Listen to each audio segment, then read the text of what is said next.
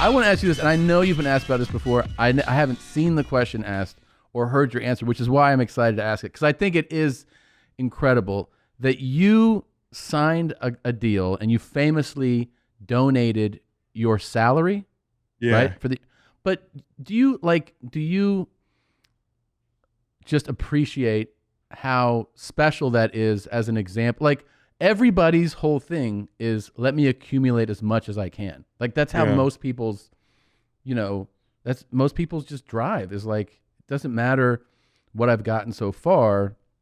Here's what's on the table. Well, I'm going to take everything given to me, Right. And you made a choice to go like, I'm not, I don't even like, how did you arrive at the decision to do that? And also, were people advising against that? Like your accountants or your, you know what I mean? No, Like, I mean, my accountant knows that I'm just so my own, like anybody who lives with and around me knows I'm my own guy. yeah, So I'm going to do what I want to do, which can be kind of dangerous, but at the same time I act on stupid ideas and sometimes good ones. yeah. And, you know, I think the number one thing I want to say off the top is, I donated my salary, but I had made a good I know amount a of lot of money, money or, before. Yeah, like, sure. and so I never, one of the things that it actually was a stressful deal, because you're just like, nobody wants to be like, look at me, charity guy. Mm-hmm. And I certainly don't. And I certainly didn't for many years. Like, I denied it, like, straight up, because we would be doing a lot of philanthropic work, but we do it quietly, and we do it in St. Louis, and we do it in Charlottesville. And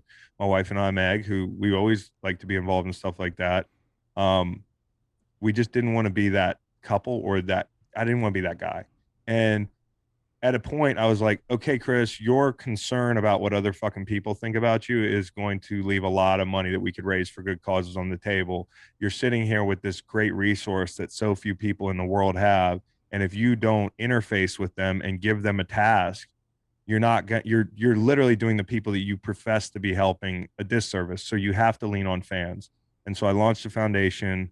We started Waterboys, and a few years into that, like, we started accentuating some of the things we were doing in the education space, because people are always like, what are you doing here? And I'm like, well, our education work here is our water work abroad, and we balance that out. And as that was kind of happening, Charlottesville, for good reason, got a big dump put on it. I mean, like, because most people that have never been here or haven't heard of it and know it's a college town or that type of thing turn on the TV, and there were a bunch of dudes in like tiki torches and hoods and like these fucking assholes out here. And everybody's like, oh, that's Charlottesville. And Charlottesville has its problems. It's an old city in the South. Okay. There are things structurally that are very wrong here.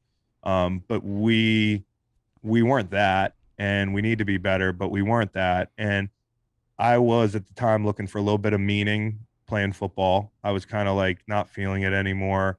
When I got to Philly, they had me on the fucking rookie field the first couple of days of practice. And I'm like, God damn, I got more sacks than anybody in this fucking building. This is what the league is going to be like now, from now on for me. I'm a vet officially. So I just wasn't feeling it. And I decided, hey, I want to give this year like some accountability for me. And I'm not making what I used to. This money, fuck it. I mean, like, I'm lucky to say fuck it, but I want to help and do something with this year, rather than just like make another, 1-5 or something. Dude, that's And amazing though, man. but Honestly. the way it actually was worthwhile to publicize it was to give the fans a task, and they actually matched my contribution, which, thank God, because otherwise I'm just doing it to say, look at me. Right. You know what I mean? And that's the importance of fans. Sure. So they matched your donation, so you end up raising way more money. Yes. And so what it also did was, I got a lot of very cool messages that kind of restored my faith in humanity, because I was losing it. I'm always losing it. Mm-hmm. Like, it's just a constant like hourglass thing with me. The faith it's just going down. But at that point, it was really hard because of our fucking idiot president Mm-hmm. and a bunch of idiots that he could do no wrong. And at a time where we needed to be united, irregardless of, which is not a word, I don't think, but irregardless, I've already said it, of your politics or any other bullshit that you like. We were talking human decency, and we were talking about people that needed to hear that they could feel safe in America, when everything in history has told you the opposite. This is the moment. You could be a fucking slimeball your whole life, but this is a moment for a US president. And he went out there and he took a dump. And I remember sitting in the car after practice, seeing my hometown on TV, which, for me to say that mattered more is stupid as fuck, because that happens all over the country. It's happened all over the country for eons. And for me to be like, oh, I woke up now, but I can't deny that even if I was like kind of on that plane and awake to this stuff, it did put a battery in my back.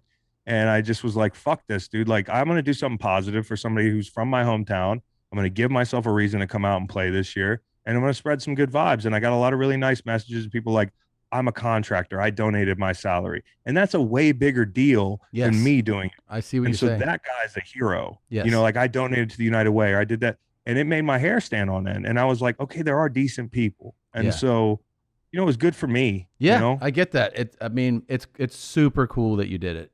And I think it's cool that you inspired people. It's still inspiring. It's an awesome story. I appreciate it. Yeah, absolutely. Thanks. And tell me about the Waterboys, which is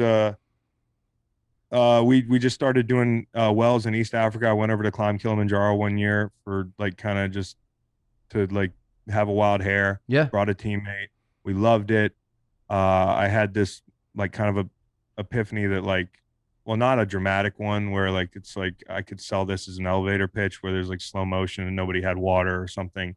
I just, as a pragmatist, I'm just like, how can we best lift people up over here who gave us such a great experience, man? And when I met people, and they're wonderful, stoic, beautiful, brilliant people that speak multiple languages and are farmers and are businessmen and women and are, you know, and are children, and they don't have anything good to, like anything clean to drink. Like literally, you know, the countryest dude you live in Cincinnati wouldn't go swimming in places that, you know, that, you know, in Cincinnati wouldn't go swimming in places that people are getting their water from. So that was, the visuals crazy, but it's the facts. And, you know, we started doing solar powered wells. We started Waterboys. We brought players from different teams on because you have to know your limitations. You know, St. Louis ain't the biggest market, and I'm not a superstar. So we had a goal of 32 wells for 32 teams. They're large solar powered wells. They provide water for 5,000 to 7,000 people. And I'm proud to say we shattered that, and we've moved to a 1 million people served goal. We're halfway, done 100 wells. We're doing domestic work. We're on Navajo Nation. We're doing Hometown H2O. And we launched, which I'm really proud of, a women's initiative called Water for Her, which we already have 15 great influencers like Julie Ertz, who's Zach Ertz is Julie Ertz's husband. Do you notice how I said that? Yes. I like the that. Eagles. Yes. Because it's fucking true. Yeah. Zach, you're her husband, not she's not your wife. Take that, she's Zach. Zach. She's so badass. And there's just a bunch of badass women like her that rush to help immediately because it is a women's cause. The burden of gathering water falls on women and girls' shoulders in sub-Saharan Africa and all around the world. And, you know, when women succeed, society succeeds. As if it wasn't right on its head, there's empirical data to suggest that if you want to pull a place out of poverty, let the women lead and not be doing, you know, tasks like that, menial, dangerous, pointless tasks. So it's good work. And we've had a lot of help from a lot of good dudes. That's amazing. And if people want to check out those organizations, is there a website to direct them Waterboys.org. Waterboys.org. Okay. Which I'm sorry, I know you tried to get that domain name and they fucking the door on you. You're talking to the champ right now. You might have Super Bowl rings. I'm fucking dripping all day, every day. Okay. Dude, look at this. You see this shit? Where's your fucking water thing? Show me where's your water thing on the fucking table. Hold on a second. Oh, that's tight. Oh, I gotta prove it. Oh, yeah. Enjoy all the fucking BPAs you're getting right down your throat, Tom. Yeah, it's called Evian. I'm French, bro. Fuck, this is plastic. By the way, I was gonna ask you top tier and bottom tier waters. Go. Real quick. I mean, your go-to's got to be Fiji. I like the silica. It's all about the minerals, bro. And then Evian's my second choice. There's this water from what's it called? What is it? The Iceland one that Martin brought in. It's also really good. And then dog shit would be Dasani, Smart Water, and that's that spring one. What is the springs one we used to get here?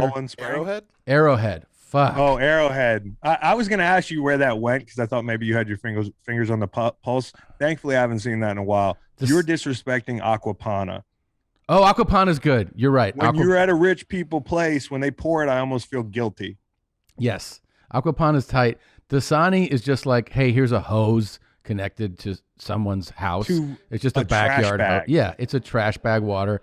I mean, the funny thing about, I didn't even notice about Smart Water is that, and people generally don't notice that when they go, and it's like, I forget the word when they're like, it's stripped down, like triple stripped down of all. So my friend Martin Risa, who's a water sommelier, explained to me that, you know how you drink waters, like especially like these brands, and they taste different. You're like, oh, that actually, you don't really know how to explain it. How come it tastes different from the water fountain? He's like, it's all about mineral content. And when somebody like a brand like Smart Water, they go, well, the thing is, we have done remove the minerals 3 times. He goes, so any like properties that water had are completely gone. So that's why taste wise, it should basically taste like absolutely nothing. Like there's that silky taste in Fiji, and that's that mineral silica. That's why it tastes like there's silk in your mouth, you know? But yeah, I like some silt. Yeah. I want all the stuff that they, you know, when you're mining for gold. Dude, that's it. I want to chew rocks when I'm drinking water. You know what I mean? That's how pure I am. Yeah, I drink ocean water. I don't give a fuck. I eat sand. Yeah, I'm crazy, bro. This guy's crazy. I'm on my 4th kidney. Intimidated. Yeah, it's great. I totally take it back. You are the water king. Thank you. You heard it. He said it. Nick Foles got a huge dick. I'm the water champ. Listen to Green Light wherever podcasts are available.